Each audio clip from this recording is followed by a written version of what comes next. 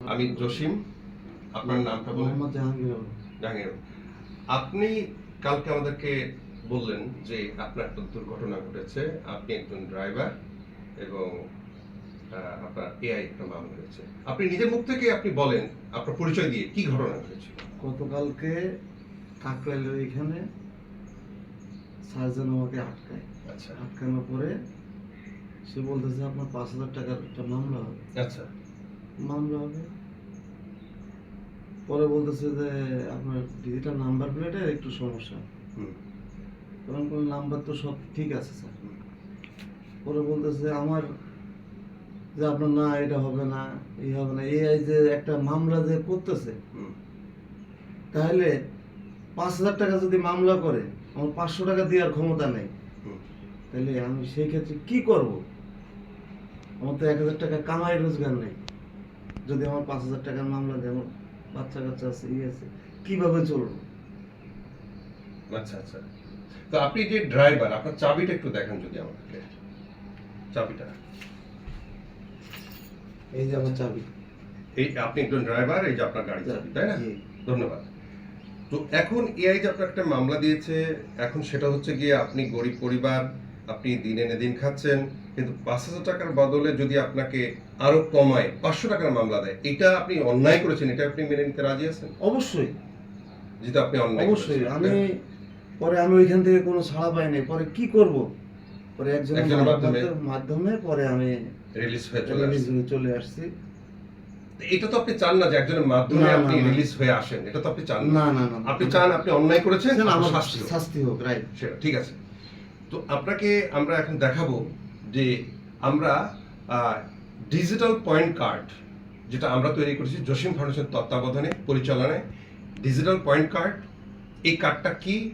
এই কার্ড বনাম এআই মামলা, আমরা দুটোর পার্থক্য তুলে ধরবো। ঠিক আছে, আপনি জিনিসটা বোঝার চেষ্টা করেন। আমরা আপনাকে আগামীতে আপনি এই মামলা এই ডিজিটাল পয়েন্ট কার্ডটা কিনতে পারবেন। কিভাবে কিনবেন? আপনার যদি এই কার্ডের ভিতরে 100 পয়েন্ট থাকে, তাহলে আপনার এখানে 10,000 টাকা ঢুকাতে হবে। কিন্তু এটা আপনার তত্ত্বাবধানে, কার্ডও আপনার কাছে, সবই আপনার কাছে। আপনি এই টাকা যখন ঢুকাচ্ছেন, তখন আপনি 1% থেকে 5% একটা লভ্যাংশ প্রতি মাসে পেতে থাকবেন। 1, 2 হচ্ছে কি, আপনি এই কার্ডের মাধ্যমে ন্যায্য মূল্যে পণ্যগুলো আপনার বাড়িতে কুরিয়ার সার্ভিসের মধ্যে পৌঁছায় যাবে। যে আটা, চাল, ডাল ন্যায্য মূল্যে সরকার দিচ্ছে, আপনি পেয়ে যাবেন রেশনের মতো। 3 নম্বর হচ্ছে কি, আপনি যখন বৃদ্ধ হবেন, তখন আপনি একটা পেনশন স্কিমে, আপনি যদি আমাদের মাধ্যমে কোনো পণ্য ক্রয় করেন, তাহলে আপনি সেই পণ্যের একটা পেনশন আপনি ভবিষ্যতে পাবেন। তো এরকম আমাদের অনেকগুলো প্রোগ্রাম আমাদের ভিতরে সাজানো আছে। একটি স্কুল, একটি খামার, একটি বাজার, একটি চিকিৎসা, একটি আবাসন প্রকল্প। আপনার টাকায় আমরা আপনাকে বাসা দিতে পারি, খাবার দিতে পারি। এই কার্ডের মাধ্যমে আপনি খাবার খাবেন।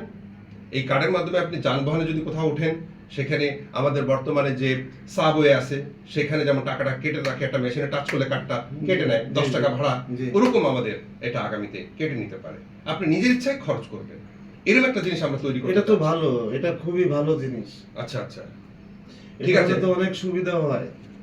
মনে করেন যে এই কার্ডের মাধ্যমে দেখা যাচ্ছে যে আমার টাকা আমার কার্ডের ভিতরে থাকলো, আমি ইচ্ছে করলে কার্ড দিয়ে বাজার করতে পারতেছি, বিভিন্ন জায়গায় যাতায়াত করতে পারতেছি। এটা তো ভালো দিক। ভালো দিক। তাহলে আজকের আমাদের আলোচ্য বিষয় ছিল যে ডিজিটাল পয়েন্ট কার্ড বনাম এআই মামলা। তা মামলা, এআই মামলা যেটা দিল সেটা 5,000 টাকা, কিন্তু আমাদের এখানে যদি আপনার ডিজিটাল পয়েন্ট কার্ডে ব্যবহার করে এটাকে একটা পেনাল্টি দিই, একটা জরিমানা করি, তাহলে সেখানে যদি আপনাকে জিজ্ঞাসা করা হলো যে 500 টাকা পর্যন্ত আপনি পেনাল্টি দিতে রাজি আছেন কিনা? হ্যাঁ, অবশ্যই। ওকে ওকে, যেহেতু আমার 5,000 টাকাতে যদি 500 টাকা আসে, তাহলে তো আমার এটা তো ভালো দিক। মানে আপনি যে পরিবার, যে সিস্টেম, যে জায়গায় আছেন, সেখানে আপনার এই মামলাটা হলো। কিন্তু আপনার পরে সেই জায়গা থেকে যদি 500 টাকার জায়গায় যদি 5,000 টাকা আপনার উপর চাপ দেয়, সেটা তাহলে তো আমাদের অসম্ভব হয়ে যায়। তাহলে আপনি সরকারের কাছে একটা আবেদন পত্র রাখতে চাচ্ছেন, এই তো? জি, ধন্যবাদ। ধন্যবাদ আপনাকে, ধন্যবাদ। আসসালামু আলাইকুম।